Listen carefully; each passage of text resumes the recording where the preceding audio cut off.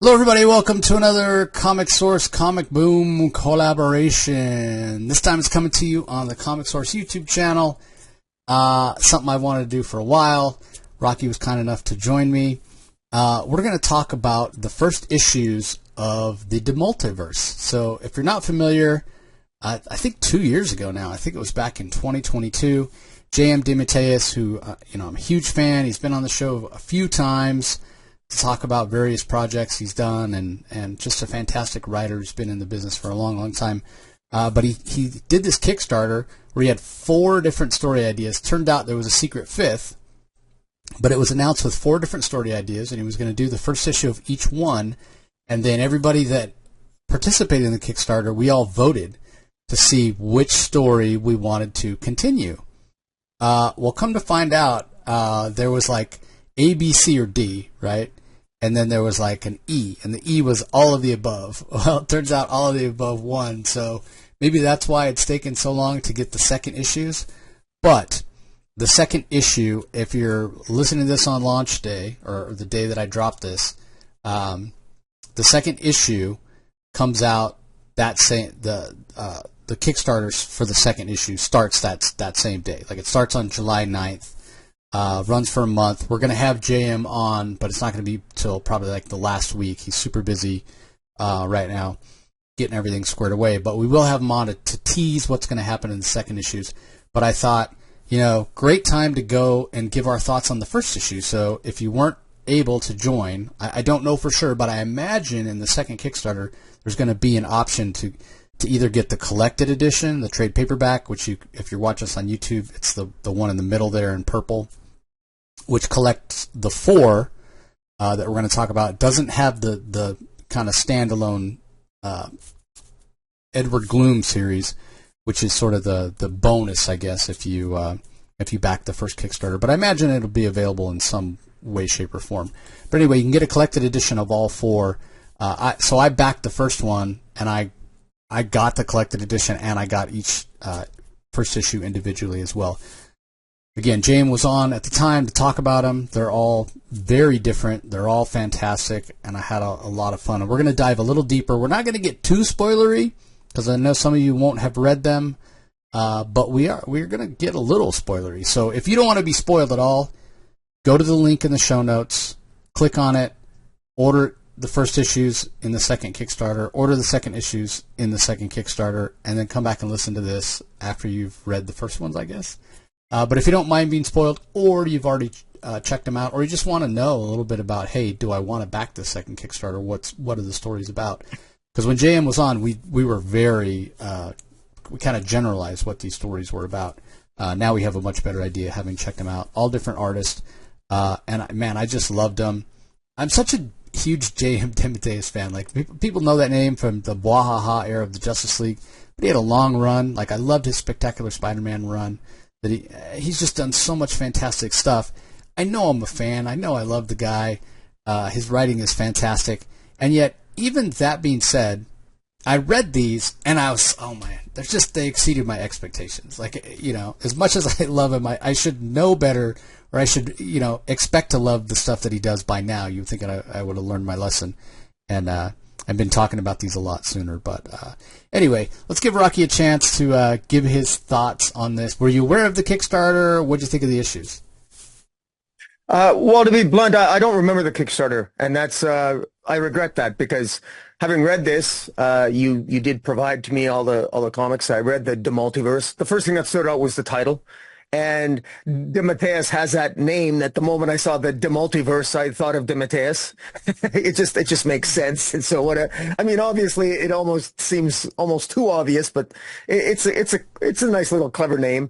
And it might be somewhat egocentric, but if anybody deserves it, it's DeMatteis. And from what I can tell, and certainly reading between the lines of Tom DeFalco's forward, DeMatteis is probably he's not at all egotistical. He's just someone who's a very good writer. DeFalco describes him as a writer's writer. And one of the things that really stands out for me is that I've said this in our reviews when we review other DC titles and indies. I've always said the phrase describing myself as a reader. I'm someone who's sucker for a good metaphor, and nobody is better at putting out metaphors and themes on everything from superheroics to metaphysics to the supernatural to to concepts of divinity and spirituality better than DeMatteis. And it really shows in these stories, and as you described, such an eclectic array, a wide variety of stories, which it's funny. They're different stories, and yet the themes are similar, but yet told through the use of very different characters with different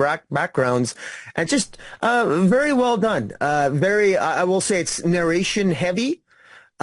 Which for me, when you're telling stories that are rich in metaphor and theme, that aids the story. But there's enough of that dialogue, which DeMatteis has a unique way with dialogue that just sort of stands out. It's just sort of like when you read his Spider-Man, you can just tell when you're reading a DeMatteis story. There's something about his use of dialogue. He's got that talent, and he's got his collaborators here and co-creators in the DeMultiverse certainly do a pretty good job artistically of sort of bringing forth this multiverse. And I regret this. I regret that I wasn't aware of this coming around 2022, but I'm aware of it now. And I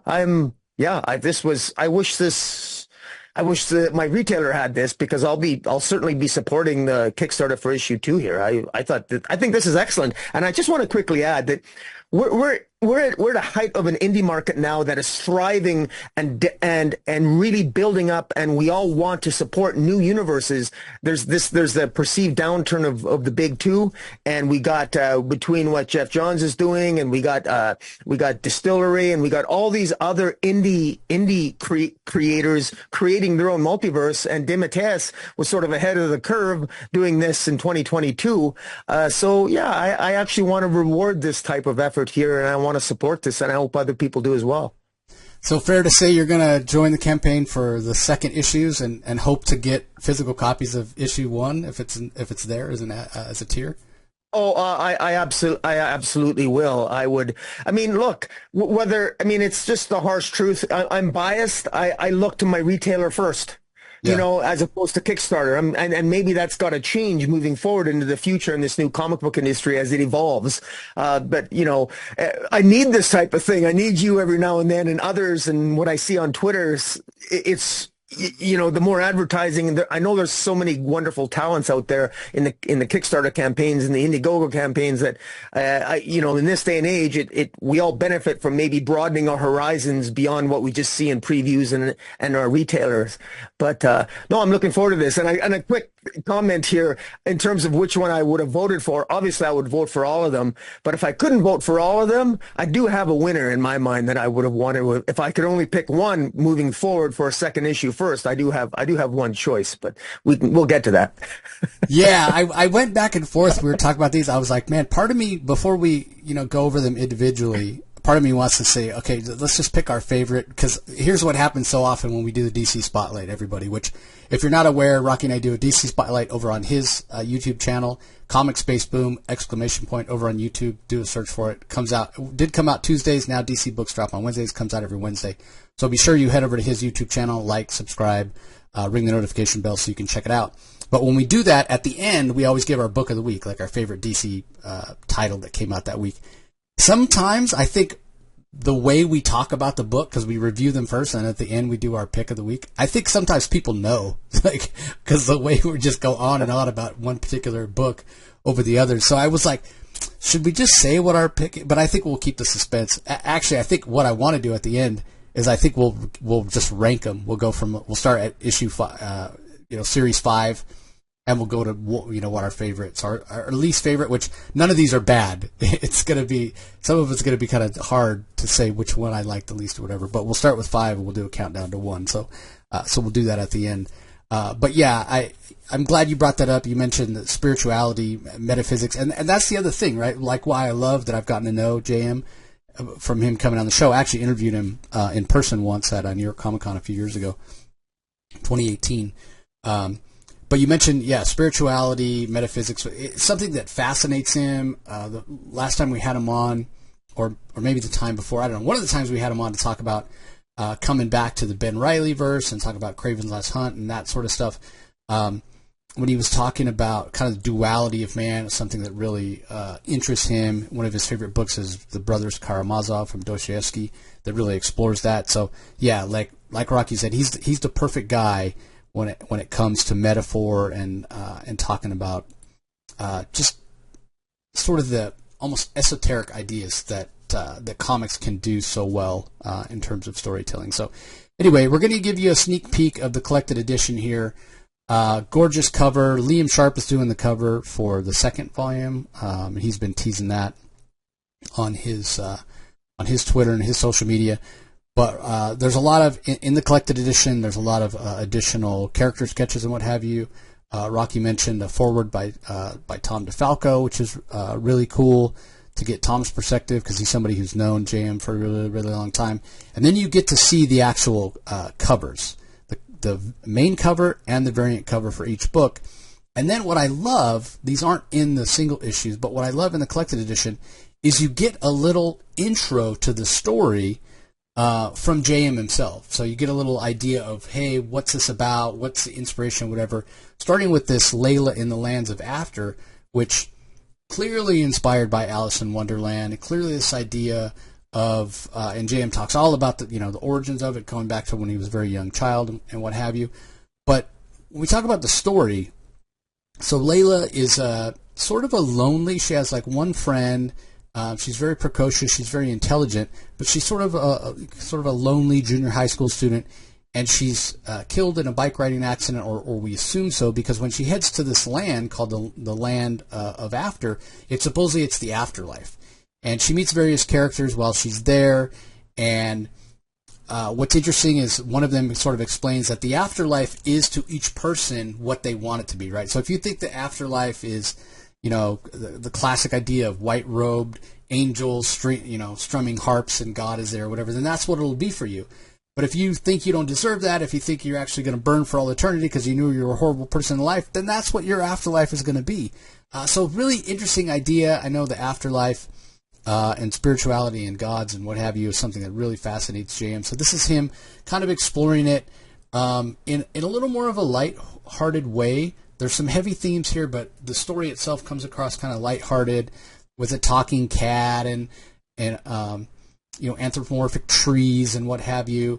The art is really gorgeous, and Sean McManus is the artist, and it's brightly colored by Arthur Hisu, and so it really gives you sort of this youthful feel.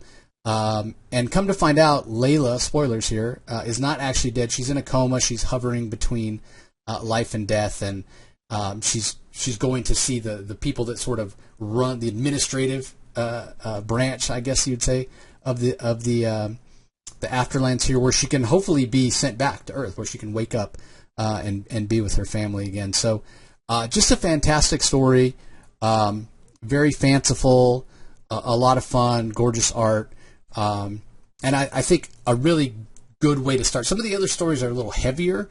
I'm glad JM decided to start off with this one because it kind of gets you in that mood. Like Rocky said, some of the themes here we're going to see sort of repeat themselves in a way, and I think starting with this one was a really good choice. So, what were your thoughts on Layla?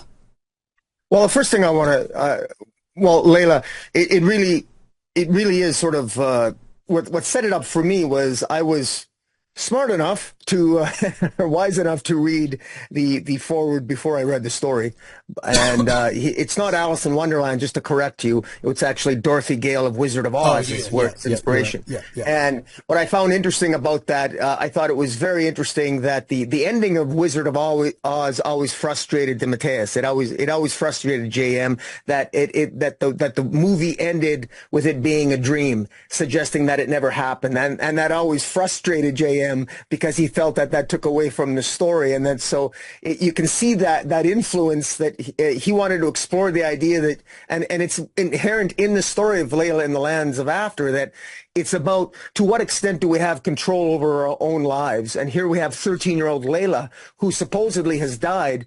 And it's about to what extent does she have control over even herself in death, and the idea that heaven is what you make it. It reminds me of that old joke where the guy dies and goes to heaven and he's looking for his Christian friend, and he searches all over heaven for him, and he finally looks down a valley and he sees a bunch of people burning in fire pits, and he says to God, he goes, "Why is my friend down there?" And God tells him, "Well, your friend's a Christian. That's what he thinks hell is." Or that's what he thinks hell is or heaven is, because it's all in the mind, and so it's what you make it. And so life is what you make it, heaven is what you make it, and in the land of after, it's about to what degree do we have agency or control over our lives. And the fact that this story is told through the eyes of a 13-year-old girl who had a brother at one time, lost her brother, and then his seemingly killed in a car accident, but revealed to be in a coma, and she's on that cusp between life and death. And in between that life and death, the story is told. And this is just the first issue. And so right away, just the way that this was approached, right from that forward to the ending of the story, to the fantastic McManus art, right away I'm pulled in because the themes got me, because I want to know what JM has to say about this. What does he have to say about how we view life, and about Layla's refusal to accept death? She meets her grandpa in the land of after, her grandpa Farley, and Layla refuses to accept the fact that she's gone because she wants to go back. She's got friends. She's got her friend Maya that she wants to go back to. She's got her parents to go back to. She just refuses to accept her fate. And therein lies that other theme. To what extent do we accept the road that we're on? To what extent are we in control of our own destiny? And again, these are the types of stories that I remember. Isn't it funny how the best stories that I remember in comics, I may not remember the plot points, but I'll remember the story. Because the plot is just the miscellaneous things that move the story on. But I will remember this story even if I don't remember the plot points. And that's what makes that's why they call it a great story and not a great plot, because the plot is largely irrelevant. The plot just sort of serves the story, and the story here is the most powerful aspect of it. And that's what I love about this. And it feels like a fairy tale that has something to say about real life. And isn't that exactly what we want in these types of stories? So this is really well done. Yeah, and the other one more point I'll make, like choosing a junior high school aged teenager, very young teenager, as the sort of the main character here, that is, like you said, life is what you make it. The afterlife is what she makes her, the afterlands. This idea of being young enough and still being open to new experiences, and you don't know what you don't know.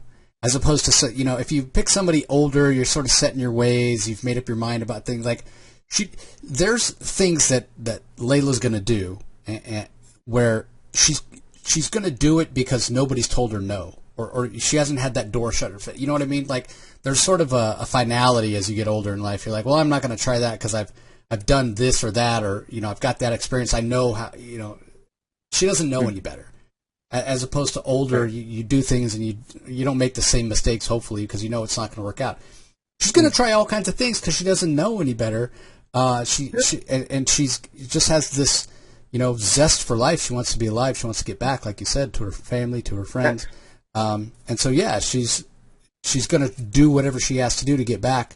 And there's not, I guess, the cynicism that comes with, being well, she's not aware of her limitations yet. Yeah. That's what empowers her. Exactly. That's the perfect way to put it. Yeah. Okay. Also, like I said, in terms of the collected edition, character sketches, all kinds of bonus stuff in the collected edition. Next up, we have Anyman. Obviously, that's a fantastic cover, very much an homage to Crisis on Infinite Earth 7. Superman holding Supergirl. All the heroes in the background. This time it's Anyman holding another Anyman with a lot of Anymen in the background. I mean, even to the point of the Spellbound Comics, which is kind of the publisher, if you will, for JM's stuff. It looks like the DC trade dress of the time. So it's written by JM, obviously. David Baldone handles the art duties. He's a fantastic choice. Very fun and energetic superhero style that he has. Hesley again on the colors, and trying to remember his first name, Esposito. I can't remember. Taylor Esposito. Taylor Esposito on letters, correct. Yeah. And then in the alternate cover, you see Anyman looking over his shoulder, seeing like an evil, zombified version of himself, and we'll get to how that happens. Again, we're going to be a little spoilery, but we're not going page by page here. But again, a forward which from JM, which again talks about being inspired and telling us a little bit about the story. I sort of feel like of all the stories that we got a chance to read, this one sort of needs the least explanation, but there are some hints in the forward talking about how things aren't exactly what they seem in the story, which sort of comes out. So it opens with one Anyman sitting next to another Anyman as one of them passes away.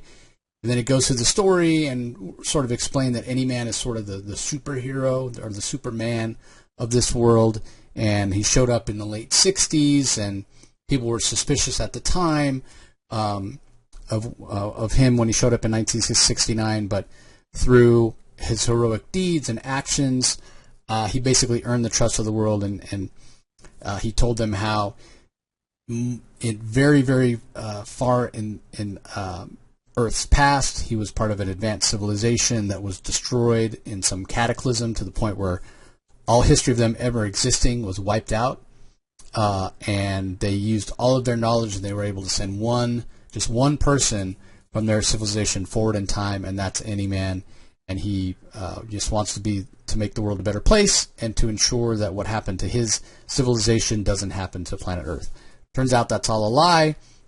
It was actually this Indian scientist who came up with this idea for a formula that would give somebody superpowers, but it burns up their body. They literally sort of waste away in about 12 months.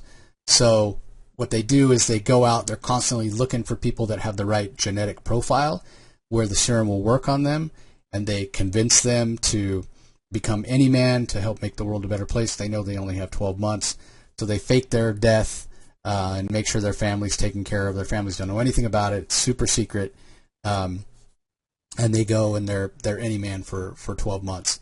So the main scientist that created all this has passed away. His daughter is sort of in charge. There's a whole board, but his daughter is one of the main people that's on the board and very scientifically gifted and is trying to find a way to make the serum last longer. But we see in this scene, if you're watching this on YouTube, they keep the corpses, the cadavers of all the previous Anymen, which is really sort of creepy. There's 50 of them, at this point. It started in 69, 50 years ago, what have you. Over 55 years ago, I guess. And what happens at the end of the story, and supposedly something that the daughter did with her trying to extend the serum and make... She wants to do two things. She wants to extend the serum. She also wants to make it where they could use women, which I don't know how that would necessarily work. Like, is it going to change the woman to look like? I mean, I don't know how you just... Any man goes from 1 year being a man to being a woman without then, exposing the fact that his true origin is a lie. But that's neither here nor there. But anyway, the predecessor to the current Anyman basically comes back to... He breaks out of his little test tube there where his cadaver is. He becomes bigger, looks stronger, but looks kind of evil, and is fighting against the current Anyman, saying that, they're keeping things from you, you don't know the truth, and there's sort of a mystery involved. So this whole idea is, first of all, super fascinating, super interesting to me. It's not the most original, this idea of having superpowers that every time you use them, it burns you up a little bit. We've seen that before, but leave it to JM to take it to another level. I mean, there's 50 people that have died, basically, and this guy, apparently he didn't want to die. What is the daughter, this current scientist, head scientist of the project, what does she have to do with this guy coming back? Is the current Anyman dead? Is he after the fight with the previous Anyman who seems to have turned evil? Like, so much to find out about and discover. And again, the David Baldeón art really brings it all together. So really fast-paced. I felt like this was the fastest-paced and the most action-packed of any of the stories that we got, which sort of makes sense, based on the fact that it's the superhero story. But man, I just love this. And I also, another thing that I love the design of Anyman's costume. Like, that is fantastic. Like, when I look at that design, especially the kind of the sort of circle on his chest, whatever, all I can think about is, I want that on a T-shirt. Yeah, that's cool. Yeah, like, I might have to It reminds me of an Omega symbol. Symbol. Yeah. A little bit. And it goes around to his back, too. Like, so I'm like, I could make that. I could make that on a shirt. I might have to do that. But yeah, really fantastic. Just loved it. Especially, again, the Baldeón art, which really brings it all together. So what are your thoughts on this one?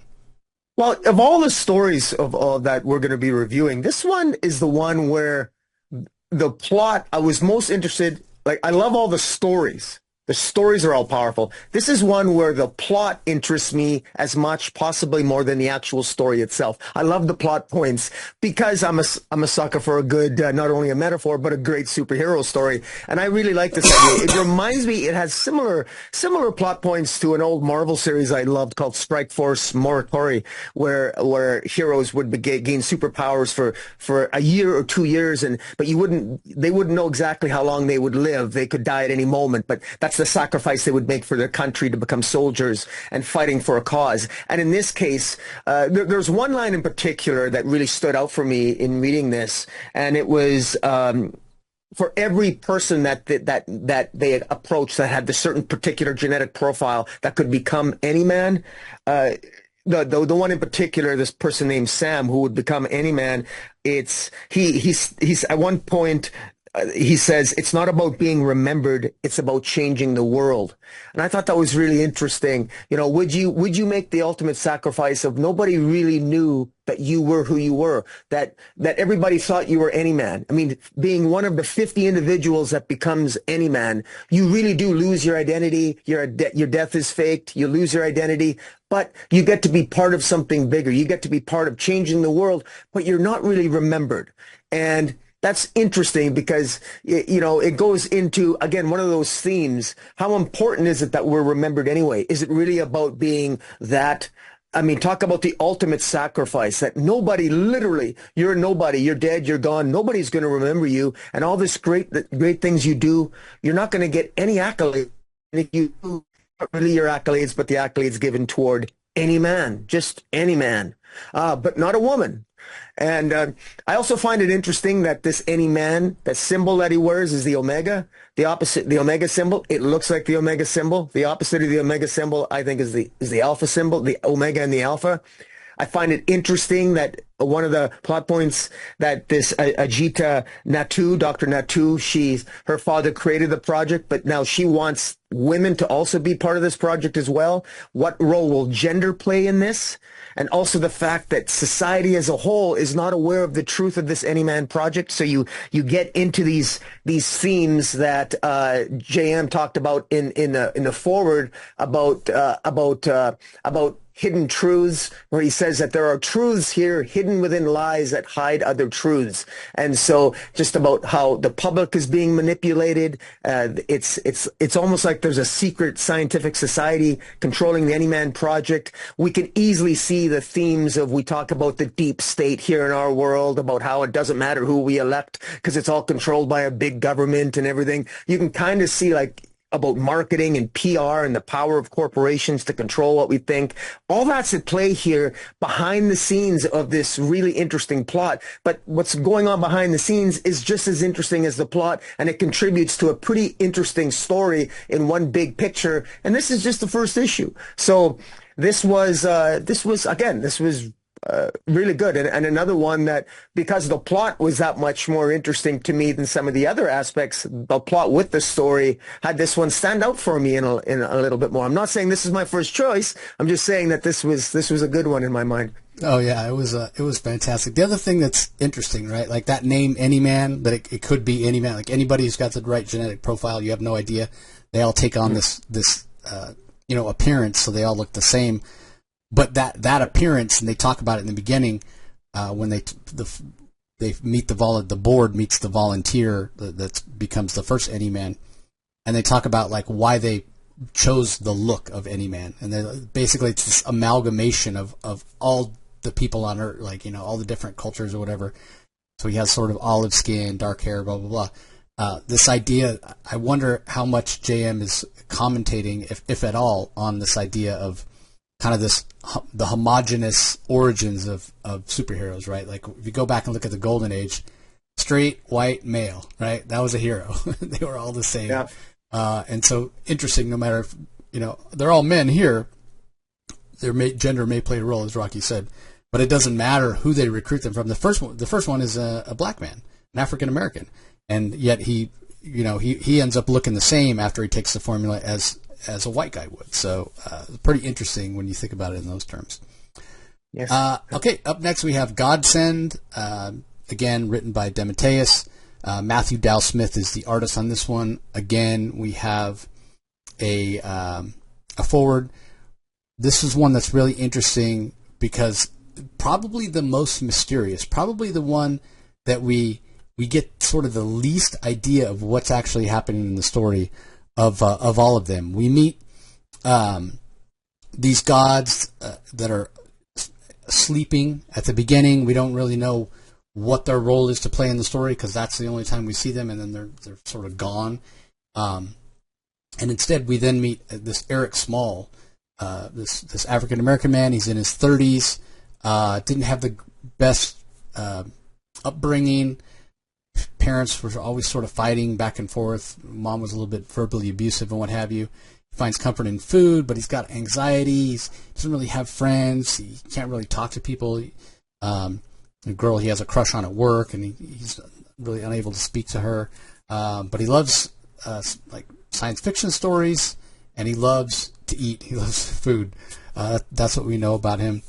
And it's almost like he has this foreknowledge that something incredible is going to happen in his lifetime. And sure enough, it does when this blue alien creature that they dubbed Godsend because there was a helicopter was about to crash, not unlike a certain film in 1977 starring Superman. This guy shows up. They're like, oh, he shows up. He saved the people that were in the helicopter. It was a godsend that he was there, so that's how he gets this moniker of Godsend.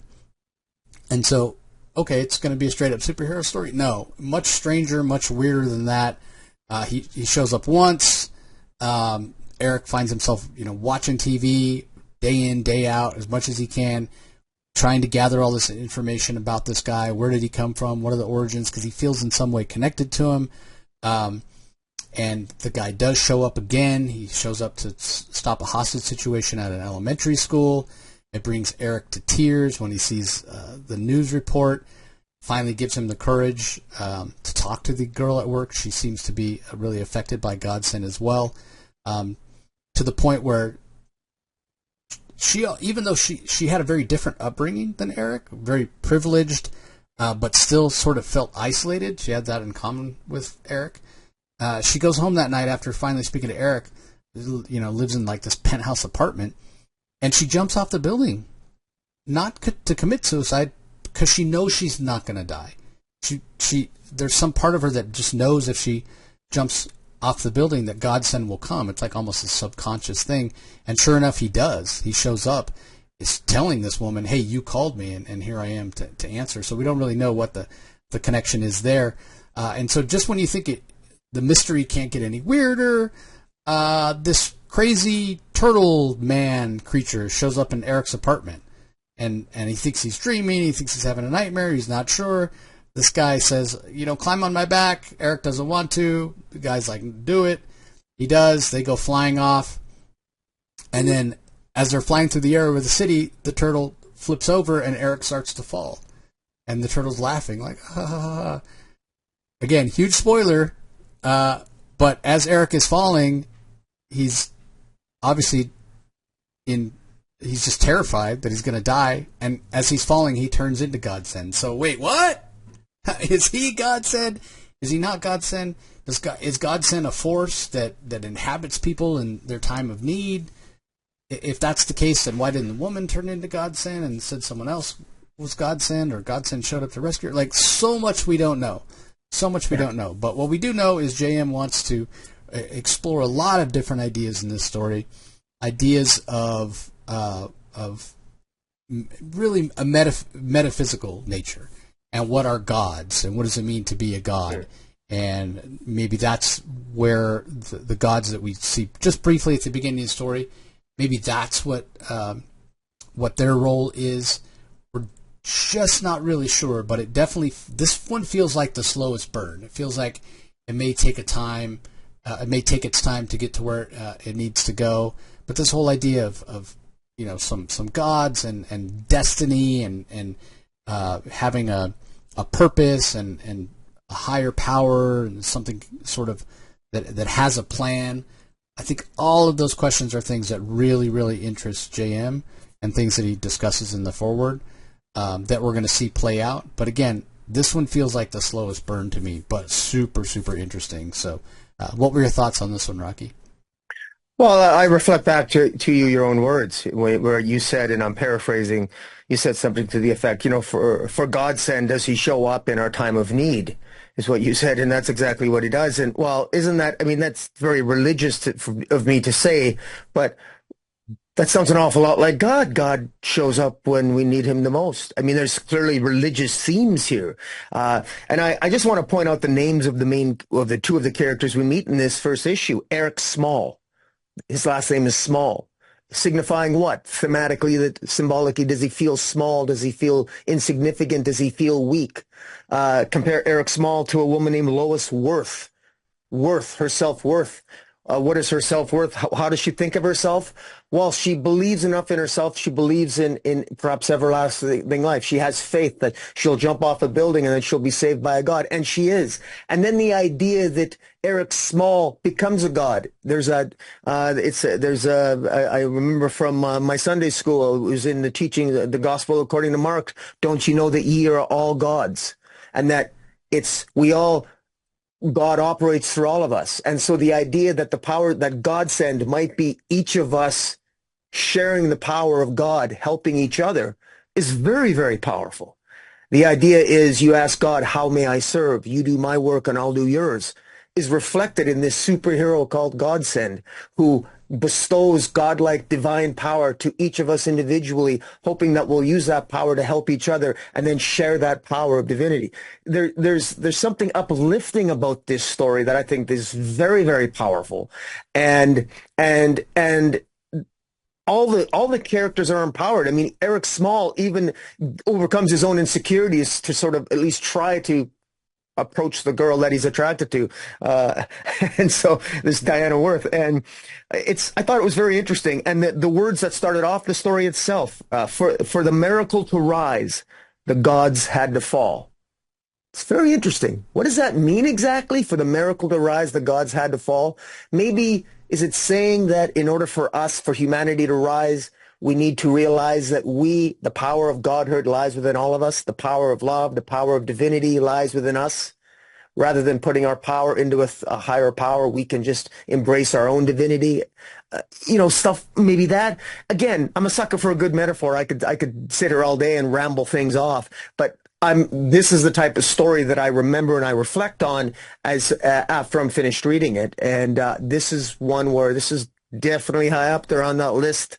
Hint, hint. I really enjoyed this one. And this one really hit me under the radar, and I didn't see it coming. It was really good.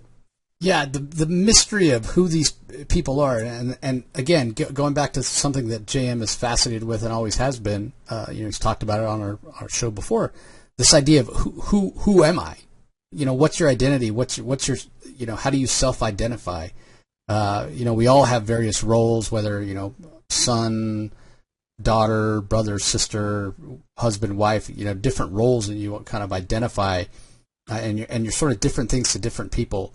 And that's, there's something that's just fascinating about that, because at the end of the day, if you have to boil it down to one thing, your self-identity, what is it? And that's something that I think that'll be explored. So, all right. Last one we have in the collected edition is Wisdom.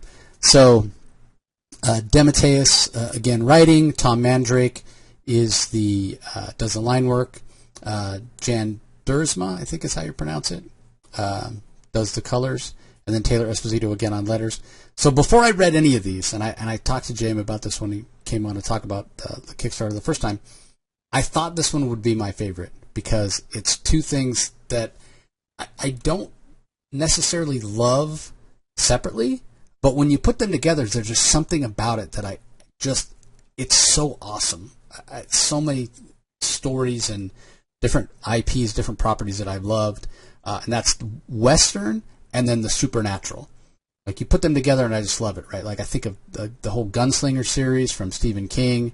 I think of Deadlands, which was an RPG game back in the day, similar to Dungeons and Dragons, but it was Old West and that also had supernatural. And then they turned that Deadlands into a collectible card game like Magic the Gathering. The game was super fun as well. So I thought this one would be my favorite, just based on the fact that the main character here becomes this gunslinger after his wife and daughter are killed. Again, you have a foreword that starts it off and talks about JM in his formative years when he was very young, about how he grew up watching Westerns when he was a very young child, and everybody did back then. He mentions back then, mid to late 60s, 25 primetime Westerns. And remember, there's only 3 channels back then, 3 networks, 25. It's just insane. But, from way back when, percolating in the back of his mind the story of creating a Western, and then as it played out in his mind, he realized it was actually kind of a horror story that had supernatural elements. So, again, follows this character, Wisdom, and it's narrated by, I guess you would say, his sidekick. But we learn about Gabriel Wisdom. We learn about how he came to be this guy that he is once his wife and child, his daughter, were killed. Maybe we don't know yet, but maybe in a bid to get them back, he turned to the occult and became this magician / sorcerer or what have you. But it's still the Old West. He's still a gunfighter. So the mashup of those two genres that I just find fascinating. So again, we get the flashback. The flashback pages are done really, really well in this sort of sepia tone by Tom Mandrake. They're just absolutely gorgeous. Again, we learn about Gabriel. We meet his wife. We hear about sort of his failings, I guess you would say. He wasn't a traditional, strong, upstanding guy where he was super successful. His dad was a very successful banker, financier. He was utterly hopeless at that. Turned to more creative pursuits, turned to the theater, wasn't particularly good at that. Eventually, him and his wife, after his father passes, they sell the house, use that money to head out west, like a lot of people did back then. You can, find your fortune, go west, young man, that sort of thing. They settle for a little while. He starts a newspaper, and he's not particularly good at that either, but his wife is. His wife gets the bills paid on time, she keeps the trains running, and he indulges in creative writing, actually, putting short stories in the back of the paper. But eventually something happens there where they wear out their welcome, and it's to the point where the thing that happens, and these are incredibly powerful pages from Tom Mandrake, this is where the townspeople sort of turn on them. He loses his wife and daughter, and then we're going to find out how in the next issue. Again, I'm speculating, in hopes to join them, bring them back to life, be able to speak with them again. We're not exactly sure. He must turn to the occult in some way, which will then tie back in with the very beginning of the story, where we see him and, I guess, some colleagues of his or some compatriots, some comrades. They look like they're about to fight this giant army of the undead. So again, a little more of a slow burn. We don't have a ton of details. It's more about the background of Gabriel Wisdom and sort of setting the tone for it. But the art, again, very suitable, as all the artists are, all the line work, very suitable for the story that's being told. And it sort of reminds me of a Jonah Hex story in a lot of ways, because you get that mixture of the occult, a little bit of a horror feel, and this character, Gabriel Wisdom, that I can't wait to learn more about. So what were your thoughts on this one, Rocky? I thought this was more of a traditional tale. I never thought that I thought that the sort of like the themes and the story itself I thought was a little bit more dare I say, I guess predictable for me in terms of the idea, a classic, the typical Western of, loving cowboy has a wife and kid, they get, injured or killed or missing, or in this case, missing in the maybe the darker world or the afterworld of some kind, and he's got to become a cowboy slash sorcerer, occultist to find them, and then there's a hint at the end that he's going to move, that this Mr. Wisdom, this Gabriel Wisdom is going to be known as the fifth horseman, and the next chapter is called the Apocalypse, and I'm thinking in my mind, well, we're all aware of the four horsemen of Apocalypse, and he becomes known as the fifth horseman, or at least somebody does, and he's wanted. And so because this whole story is about him being a really good guy. I mean, he's born to a rich family that loses all its riches, but he maintains a positive outlook on life. He basically does what he needs to do he's not afraid to do what he wants to do with his life. He doesn't care about money. He cares about happiness. And so he cares about the love of his life, his wife. He cares about his child. And he's building a life. And then when it's all seemingly taken from him, he very much, it's like he becomes the Sith. It's like on the final page, it's like his eyes are almost glowing, and he's become an evil man. He's made into an evil man. He'll do everything to get his wife and child back. And that's when it ends. So I feel for this particular story, I need that second chapter for me to get more of a handle on it. But it's definitely whet my appetite, and it's like I say, I love westerns. I thank Jimmy Palmiotti and Justin Gray for that with Jonah Hex. But this reminds me of all those things, and it's, of course, whenever, to me, a Western and horror and the occult are just really, they might sound like eclectic, odd combinations, but they're not. They go together so well. I love that when it's been explored in the Jonah Hex series, and this to me feels, with JM's own unique take on it, I really like it. And there's a lot in this story, plot points that I'm not sure where he's going with, but it only makes me, I'm asking the right types of questions, and I'm curious as to what the next chapter will bring. But very well done, and it definitely has that Western horror feel. And like I said, it's again, it's a shining example of, you get to the end of this, these stories are so different, and then when you think that this is all in the same multiverse, and bear in mind, I'm telling myself this is not in the same universe, this is in the same multiverse, so I'm not sure if these stories are told at different times on the same Earth. I'm assuming not. It's a multiverse, so it's literally different Earths. I'm already thinking maybe past, I'm jumping way ahead of ourselves here, but I like that. I like the idea that I wish that JM would get more people, more of the writers to join him in this exploration of the multiverse, because so far these are good stories, and I wish this would I hope this gets more attention than perhaps, I think it deserves more attention than it's gotten since 2022, and I scold myself for not being more aware of it sooner.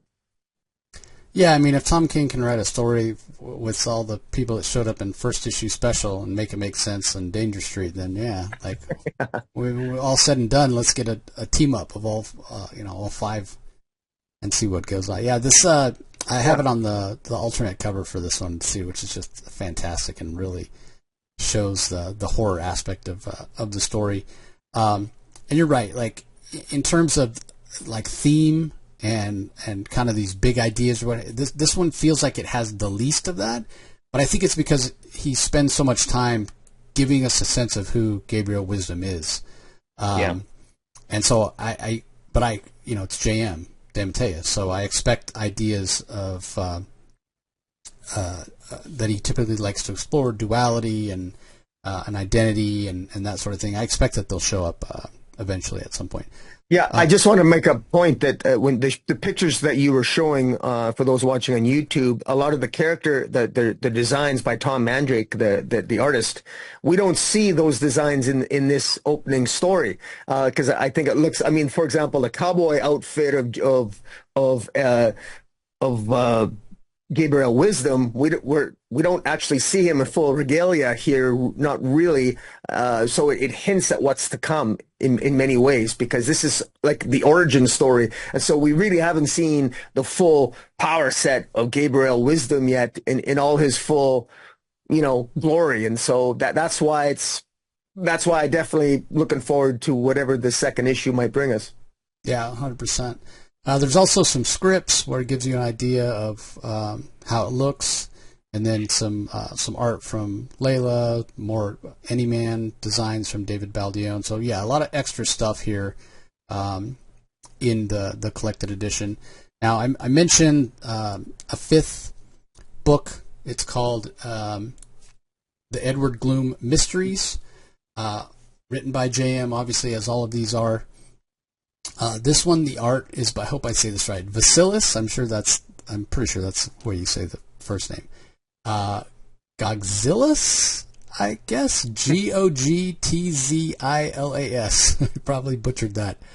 But this one, so if you remember, toward the end of the cross-gen existence, J.M. DeMatteis was writing a book called Abadazad with Mike Plug on art, which is this really sort of aimed at younger readers, but this really sort of eclectic, interesting story. That, and it was actually optioned by Disney. Disney was talking about maybe making a cartoon or an animated movie out of it. And then actually when CrossGen folded up and Disney bought them, the reason Disney bought them was because of Abadazad. And that's why Disney still owns all that stuff, and James probably not going to get it back, and it's really kind of sad because he had a real interesting story to tell there. So maybe it's because of the art style of Vasilis that this reminds me of that in a lot of ways. But beyond the art setting a tone for this, just the story, the way that the narration, so it's being narrated by a character in the story that we don't really meet or don't really have a good understanding of who they are. The story they're talking about, the characters, it's clear we're going to learn more about them as it goes on. But just in that narration, sort of the vocabulary that JM chooses helps lend itself to the feeling and gives this feeling of this sort of gothic, this 1800s period of time. And I couldn't help, you look at Edward Gloom, as you can see on the front cover, you can't look at that guy, in my mind, and not think of the Hunchback of Notre Dame, right?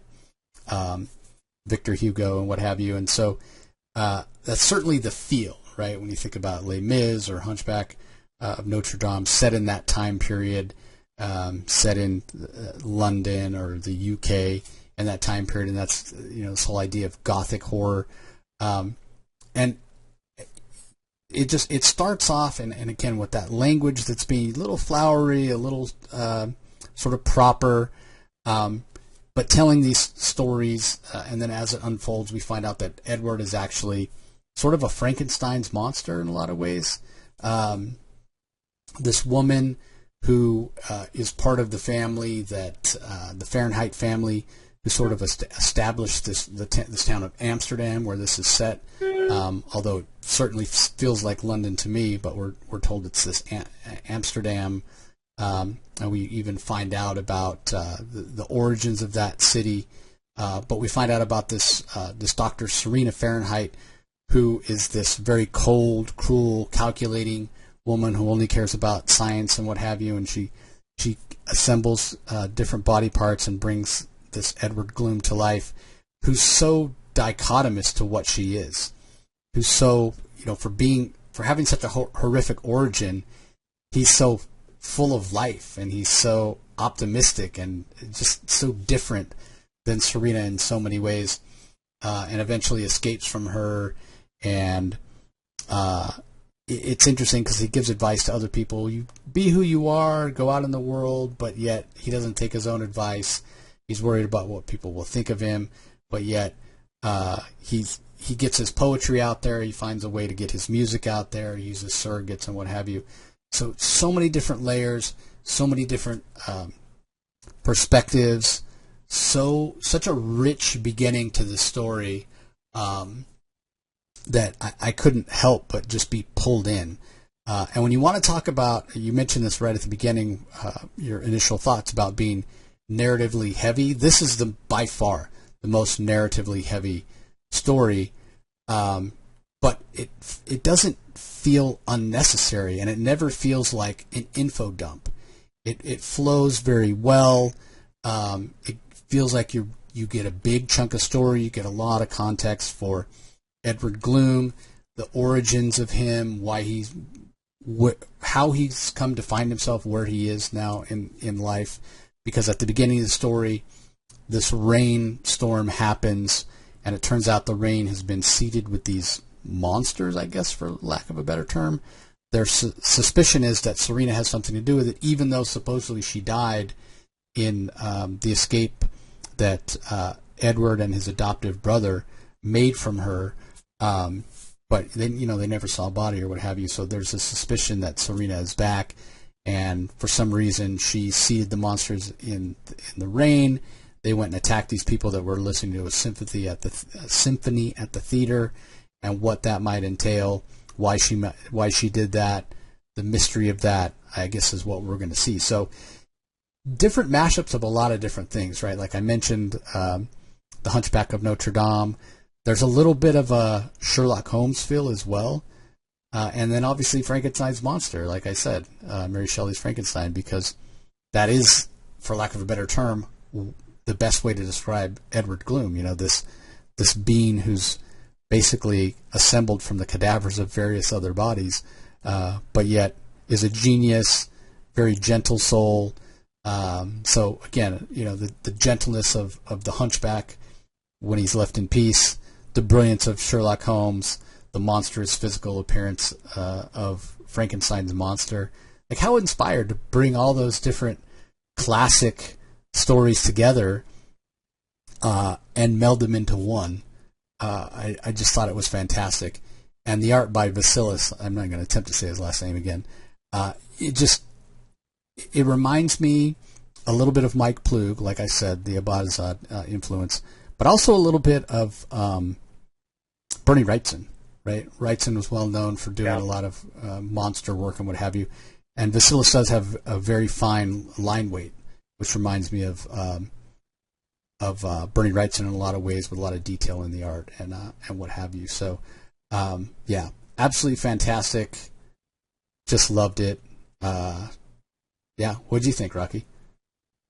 I thought these characters moved the story, and what I find very a high compliment I can give JM on this is that fact that it's the characters that most stood out in this story, and yet it was also very narratively heavy. A lot of exposition, and yet the dialogue and the feeling that I got to know these characters really stood out, which is a tough thing to pull off when I don't feel that there's been a lot of dialogue necessarily, but yet this really was a case where not only was there good exposition, but I felt that I was being shown these characters as well. In particular, there was a couple, just to expand on this. I mean, you did a really good job explaining how, Dr. Serena Fahrenheit, she's created this Frankenstein monster in a horrible way by literally killing innocent people by creating and getting various body parts and creating this Edward Gloom, who is this incredibly kind, compassionate, loving individual, intelligent, insightful, and yet he hides himself off from the rest of the world. There's also another very interesting character by the name of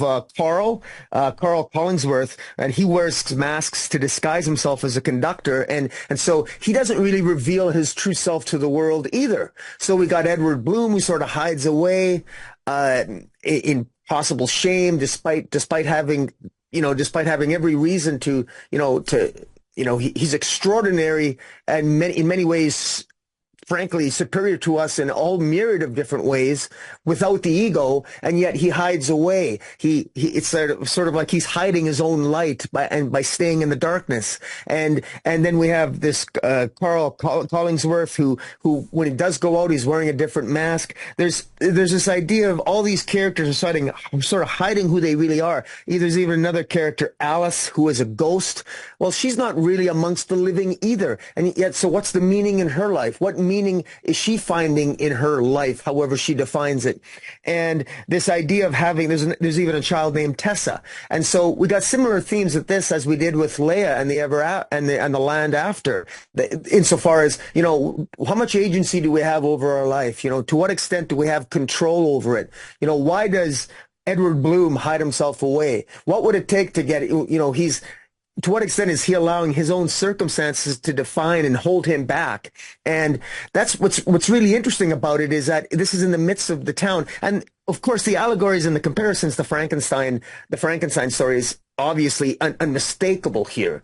But I think there's even additional themes that aren't even in Shelley's Frankenstein, which I really like. And that is, you know, sure, we got this town, we've got this rain, this whatever it is, something's in the rain, something's happening, and you know, the townsfolk, and then we have this detective character that's showing up, and it's clear here that Edward Bloom is likely a hero waiting to bloom, but his hero's journey, I'm not sure where it's, you know, what travels he's going to go on, but it reminds me of a more sophisticated and better written League of Extraordinary Gentlemen, which, by the way, is my guilty pleasure whenever I see that movie that Sean Connery apparently hated making. I love that movie. Every time I see League of Extraordinary Gentlemen, I watch it, and I can't help but think of that when I see this, because I love that movie, and I feel this is in the same vein, but has a lot more to say with a lot more interesting themes to it. So,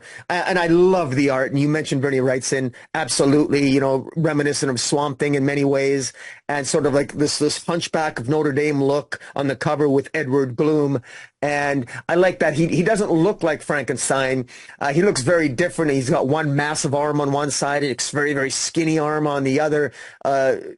Even a ridiculously exaggerated hunchback, almost like a skull-looking face, and yet, you know, again, and yet internally in his soul, he's the exact opposite of what he looks like. And just like Carl Collingsworth, he wears masks, but he's someone that goes out and exposes himself relentlessly, and he's not afraid to go out to society, but he just wears different masks doing so. And then we got Alice, who's a ghost who isn't really amongst the living, and we got these eclectic characters all together, none of them really exploring life to their fullest, and yet both there, and there's an interesting friendship is hinted at, and as in this opening issue, and just a very you know, it's unfortunately this isn't in the original compilation, but this is absolutely in the running for #1 for me in terms of my favorite, because this was really well done too. Yeah, I thought it was fantastic. The art, the atmosphere, yeah, really, really knocked it out of the park. Yeah, I think if I remember correctly, that was a stretch goal that they added this on after the initial campaign reached a certain level. So. Well, there you have it. Those are the first issues of all 5 of the series that came out in the DeMultiverse Kickstarter the first time.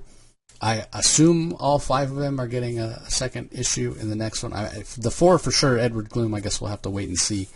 So Moment of Truth, I was kind of thinking about it while you were talking there, Rocky. Like, I have 3 that are really close, that almost could be interchangeable, and then I have 2 that are sort of above.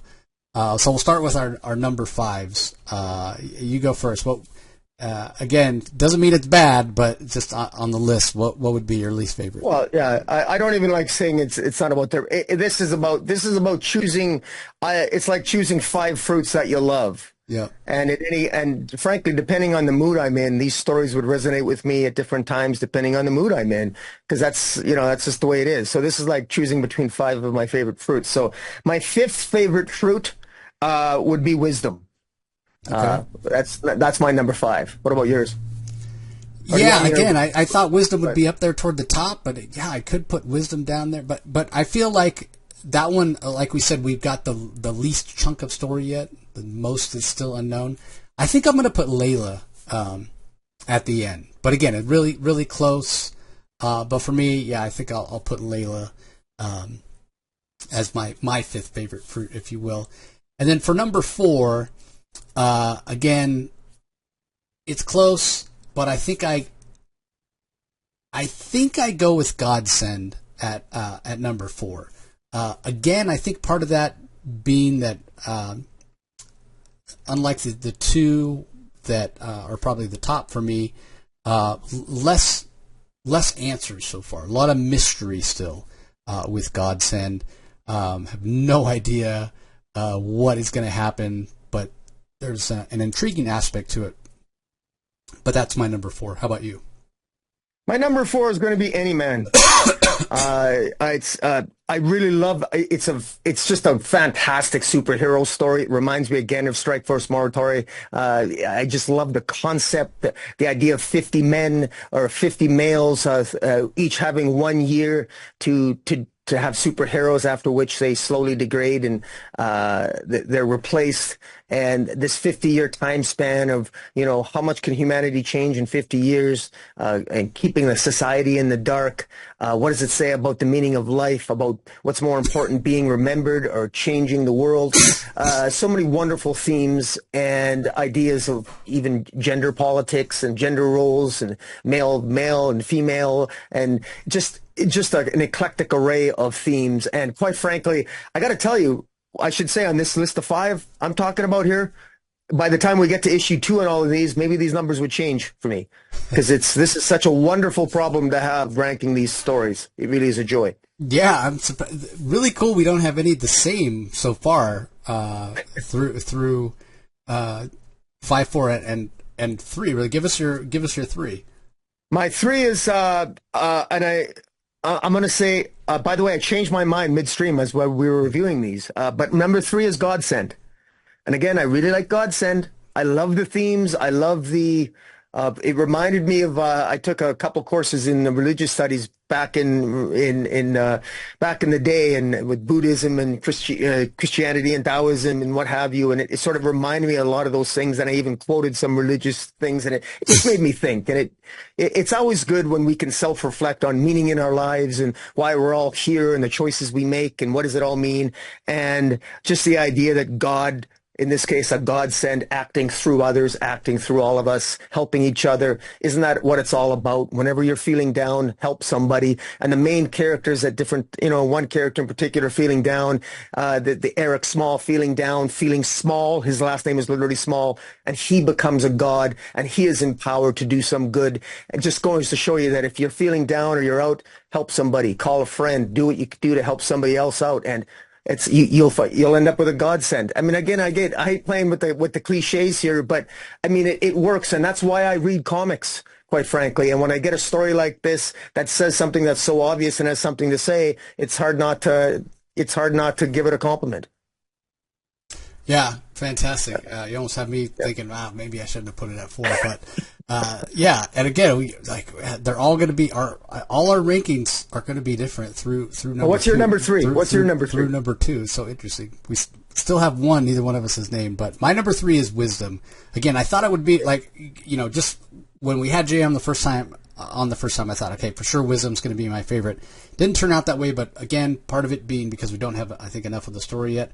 But it's still Western, and it's still supernatural, and it's still just a mashup that I love. Plus, the Tom Mandrake art just comes to life. It's absolutely fantastic. And part of it, I admit, and we're splitting hairs here when we're ranking these, at least for me, for these for 3, 4, and 5. But the idea of the potential of what is still there, still to be learned, I think is where I put Wisdom slightly above Layla and Godsend. So then for my number 2 was your 4. It's Anyman, and again, a little bit of a separation for me for now after the first issue. That might change later, but a little bit of a separation. Part of it's the David Baldeón art, which just tons of action, and he does that so well. And there's an exuberance to the art. The colors are just very vibrant. Love the idea of Anyman. Love his costume. And just, it's JM as I first got to know his writing, right? Writing superheroes, writing Spider-Man, writing JLI. And so, yeah, I love it. There's mystery there as well with this whole idea of how did the previous Anyman come back to life. So, yeah, for me, Anyman, number 2. And I just love the fact that they homaged Crisis on Infinite Earth 7 on that main cover as well. So, Okay, what's your runner-up? What's your number 2? Edward Gloom. Edward Gloom. I like the sort of play on the Frankenstein story, but I actually find it more interesting than Frankenstein. It's been a while since I read Frankenstein, but this was just I just found it more interesting, and it felt like a combination of Frankenstein, League of Extraordinary Gentlemen, but with all kinds of themes of meaning, of what of origins, of what makes a person a good man, what makes a bad man good, our preconceptions about the masks we wear and the facades and the roles we play in society, and the masks we put on to fool others and deceive others. And also what, again, just, how do you find true meaning in life, and what purpose does it serve to hide in the shadows when you have so much to give? And that's what Edward Gloom faces. And it just, you can see the hero waiting to break out, and he's got so much to say, but he's afraid to come out and say it because of the judgment of society and what have you, and preconceived notions of what people might think. And it reminds me of Marianne Williamson's famous saying about, it's not our darkness that we fear, but it's our light. And Edward Gloom fears showing off his full potential because of how he looks and because of the origins of his birth and his creation. And I think it's just really, really powerful. And it really, really spoke to me. Yeah, well, with that as your number 2, that means there's only one left for me. My number 1 is Edward Gloom. I love that we did not have a single rank the same. I love that. We read these stories, we enjoyed all of them, and yet our rankings are completely different. I love that. But I loved Edward Gloom for a lot of the reasons you said. But in addition to that, I mentioned it when I was talking about it, the fact that it's a mashup of a lot of these classic stories, right? These classic characters, these classic ideas, Hunchback of Notre Dame, Frankenstein's monster, Sherlock Holmes, is just so amazing. Plus the art by Vasilis, perfect mashup, as I said before, of Mike Plug and a Bernie Wrightson.